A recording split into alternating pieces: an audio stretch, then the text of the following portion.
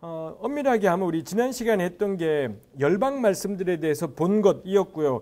2장 3절까지가 열방이었다면 2장 4절, 5절은 유다에 대한 말씀이 나와 있고요. 2장 6절부터 2장 16절까지는 이스라엘에 대한 말씀이 나와 있지요. 이런 짜임새도 독특하지 않습니까? 결국 맨 앞에 다메섹부터 시작해서 이스라엘을 둘러싼 열방들을 다루면서 마지막에 유다가 있고 이스라엘이 있더라라는 거죠. 요거 자체가 메시지잖아요. 유다가 개뿔 다를 게 뭐 있냐라는 거죠. 이스라엘이 뭐가 다른데, 우린 보통 예수 믿는 사람은 천국 가고 안 믿으면 지옥 간다고 너무 맞는 말을 하지 않습니까? 그래서 제가 어디 가든지 뭐 정의에 대해서 이야기하면 종종 나오는 질문이, 그럼 목사님 예수를 안 믿는데 세상에서 진리를 따라 정의롭게 산 사람이 있고 예수 믿지만 그렇게 살지 못한 사람이 있더라도 세상이 아무리 정의를 말하고 어쩌고 저쩌고 해봤자 예수 믿지 않으면 다 지옥 가는 것 아닙니까? 뭐 이렇게 저한테 이야기하시는 분이 있습니다. 그럴 때마다 제가 마음 같아서는 뒤지게 패고 싶습니다. 그렇지만 그렇지는 못하죠. 다만 잔잔하게 이야기해요. 쪽팔리지도 않으시냐고. 예수를 그래 저 자신이 제가 예수 믿은 지 30년이 돼 가는데 근데도 예수를 그래 오래 믿고 하나님 은혜가 그래 깊은 은혜들을 경험했다 하면서 아직까지도 사는 꼴이 정의와는 거리가 먼 이런 한심한 삶을 사는데 예수를 10원도 안 믿는데 진짜 그렇게 정의롭게 사는 이 그리스도인이 아닌 사람이 있다면 진짜 쪽팔리는 거라고. 우리 교회 문을 닫든지 해야 되지. 뭔 놈의 신앙이, 뭔 놈의 가르침이 30년을 예수를 믿는데도 20년을 믿는데도 정의로운 삶으로 바꿔내지를 못한다면 그게 무슨 진리예요. 그건 절대 진리이지 않을 겁니다. 사입이지 양아치들이나 그렇게 되는 거지 진짜로 기독교 신앙이 진리라면 삶이 바뀌는 겁니다. 근데 진리라고 하면서 삶이 안 바뀐다. 질리지 않겠습니까? 진짜 질려버리지 않겠습니까? 그러면은 이건 우리가 교회 세상을 향해 예수 믿으면 천국 안 믿으면 지옥 징글징글해요. 그딴 소리 하지 마라. 보여줘라. 제발 좀 천국이 있다라는 걸 진짜 믿으면 어떤 삶이 바뀌는지, 뭐가 어떻게 바뀌는지 하나도 차이가 없는데 눈꼽맞이 차이도 없고 도리어 현실적인 이 불의와 참담함에 대해 아무 관심이 없는데 쥐뿔 아무것도 하는 것도 없는데 오직 예수 믿는다 하나로 자기는 죽으면 천국 간대요. 동의 안 돼요. 가끔은 그 생각 들지 않습니까? 대기 가는 천국이라면 안 가고 싶다고. 천국 가는데 댁 같은 작자가 와 있는 사람들이 저보고 그럴 가능성이 있어서 쫄리긴 합니다만 하여튼 천국 가는데 막 장동도 와 있고 막 지금 요즘에 양아치들 뭐 황 국무총리 이런 제가 생각할 때는 저분이 기독교인인지 아닌지 잘 모르겠다 싶습니다만 그분 뭐 더 계시면은 방 바꿔주세요라고 말할 것 같은 생각이 들기도 해요. 이건 저의 생각입니다. 아무 씨잘데기도 없고 권위도 없는. 제가 지금 이야기했던 게 1, 2장에 열방을 이야기하더니 유다와 이스라엘로 마무리가 되더라라는 점에서 잘난 체 하지 마라. 하나님의 선택받은 백성이라고 유세 떨지 마라라는 게 되는 거죠. 2장 6절부터가 이제 이스라엘, 아모스는 북왕국 사역자이지 않습니까? 북왕국 이스라엘에 대해서 이야기하지요. 해서 2장 6절에 여호와께서 이같이 말씀하시되 이스라엘의 서너 가지 죄로 말미암아 내가 그 벌을 돌이키지 아니하리니. 똑같은 패턴이에요. 앞에 6나라가 전부 이렇게 여호와께서 이같이 말씀하시되 이스라엘의 서너 가지 죄로 말미암아 벌을 돌이키지 않겠다. 완전히 똑같은 틀을 고스란히 가지고 왔습니다.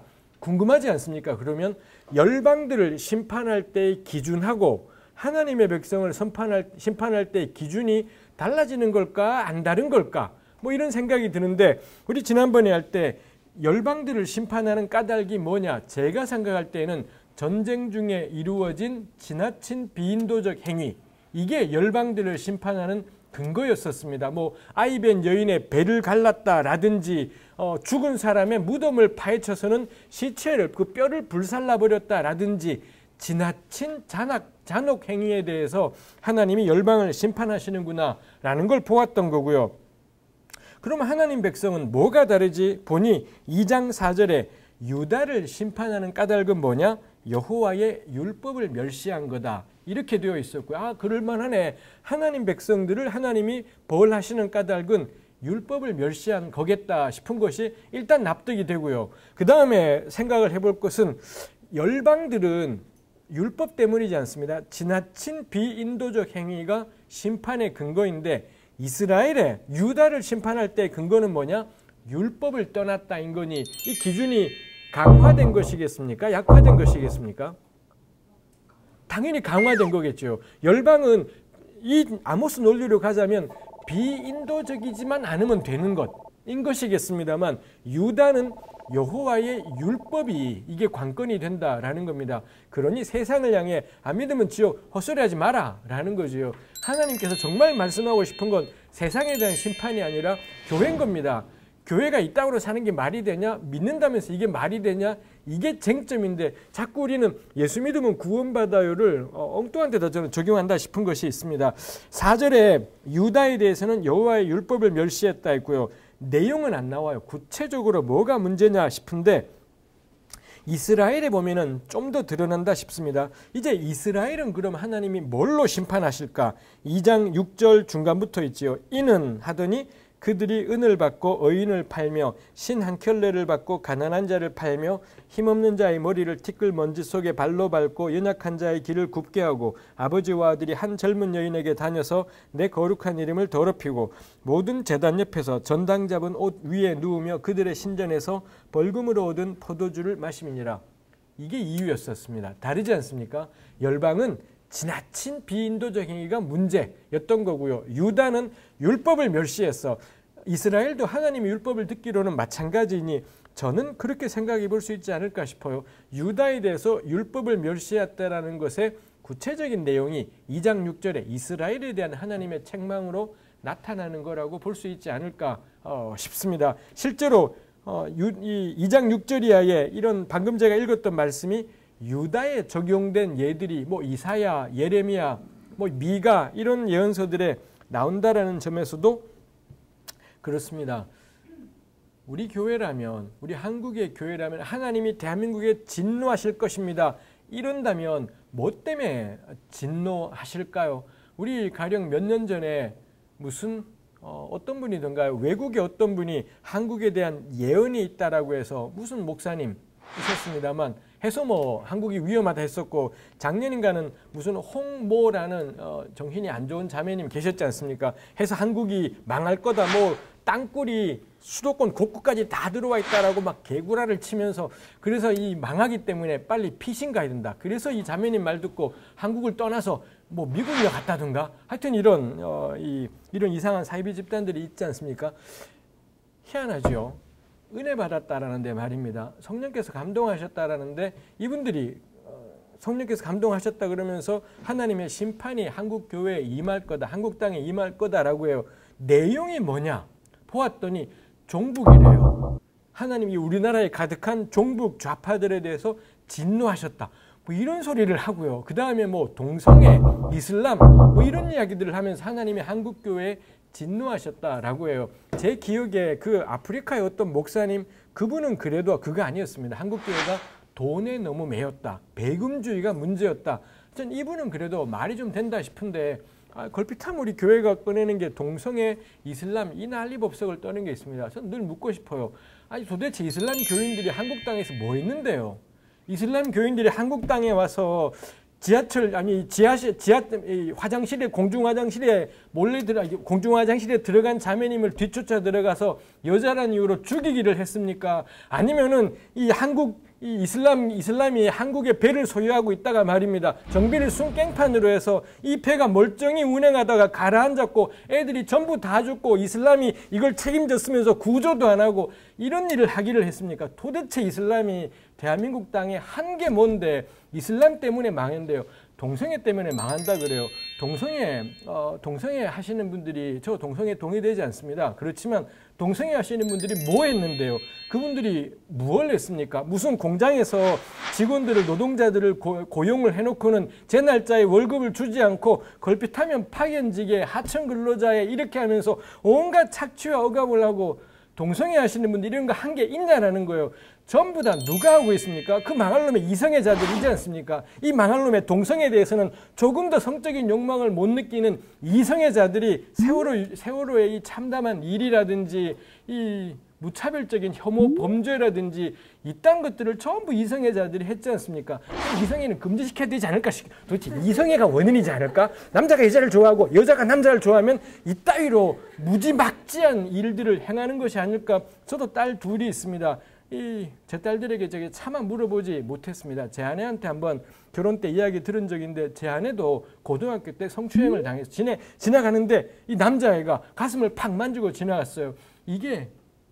이걸 제가 집사람이 절대 이걸 안 볼 것 같긴 합니다만 그때 이후로 집사람이 이게 두려워서 어깨를 움츠리고 다니기 시작했고요. 이게 지금까지 그래요. 제가 어깨 좀 펴라는데 그때 이게 대한민국이에요. 그건 누가 한 짓입니까?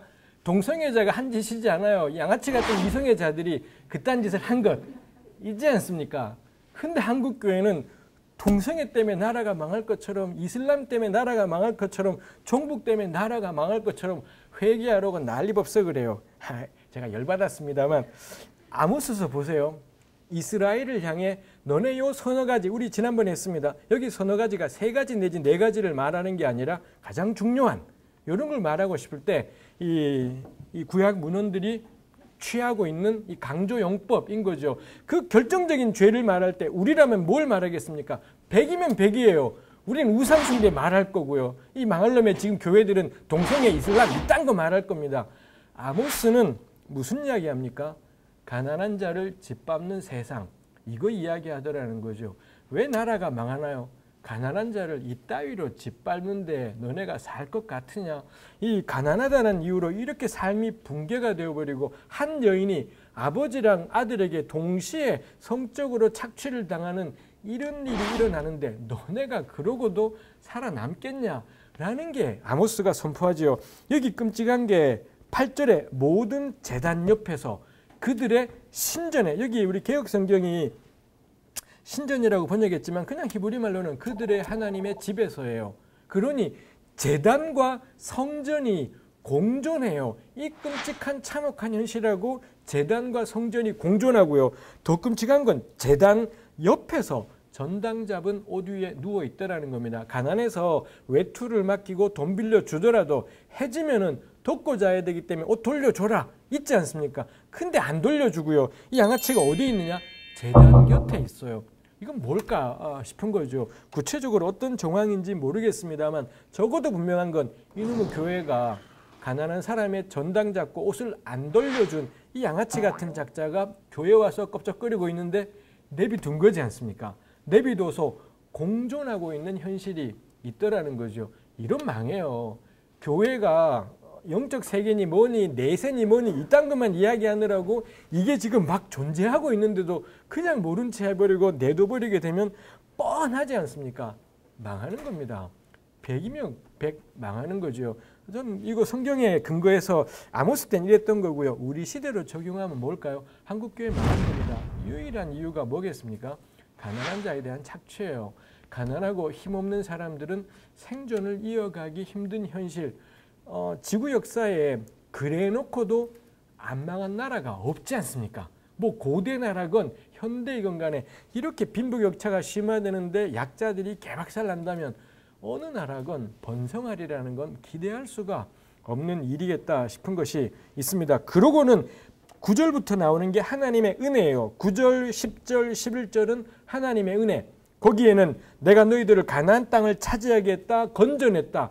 우리 신앙에 너무 중요한 출애굽에 대한 고백, 약속의 땅 정착에 대한 고백 이런 것들이 나오고요. 11절은 선지자와 나실인 하나님이 세워주신 영적인 중재자들 굉장히 중요한 것들이 놓여 있죠. 한쪽에 너네 가난한 자를 이렇게 착취하다니 말이 돼? 나는 너에게 이렇게 큰 은혜를 베풀었다. 이렇게 대조가 돼요. 우린 이런 대조 안 하잖아요. 우리 하나님의 은혜 받았어요. 죄인이다가 예수님의 보혈로 말미암아 거듭났고 구원받고 은혜 받았어요. 우리 요구하고 가난한 노동자들을 착취하는 현실 이게 교회에서는 절대 짝이지 않습니다. 하나님이 날 위해 예수님을 보내셨어요. 십자가의 능력이에요. 그럼 그 다음에 우리 나오는 게 뭔가요? 가서 복음 전합시다. 최대한 나오는 게 이걸 겁니다. 근데 아모스는 이 하나님의 출애굽의 은혜하고 대칭되어 있는 게, 근데 가난한 자 착취하는 게 말이 돼? 이런 대칭이 있지 않습니까? 저는 이게 성경이 말하는 바이다 싶어요. 근데 우리 교회가 자꾸 대칭을 이상한 데다가 대칭을 시키고 있죠.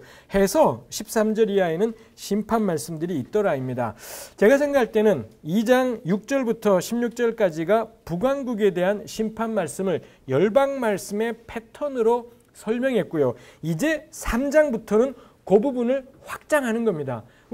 제가 지난번에도 그림을 그렸을 것 같습니다만, 왜 우리 서울에 가면 지하철이 있지 않습니까? 지하철이 시내 중심부로 가면 막 이렇게 복잡해요. 그러니 요거를 이렇게 크게 요 부분만 확장해서는 이만하게 요 부분만을 자세하게 보여주는 것이 있지 않습니까? 해서 2장 6에서 16절에 나와 있는 북왕국에 대한 고발과 심판 선포를 3에서 6장으로 확장하는 거죠. 확장을 해서는 훨씬 더 자세하게 여기 나와 있는 죄들과 또 하나님이 베푸신 은혜에 대해서 확장해서 그 다음에 내리실 심판에 대해서 확장해서 보여주고 있습니다. 결국 이스라엘의 죄악의 골자가 뭐냐? 여기 나와 있는 6, 7, 8절에 나와 있는 게 골자인 거고요. 그게 3장 이후로 가게 되면 훨씬 상세하게 설명이 되겠습니다.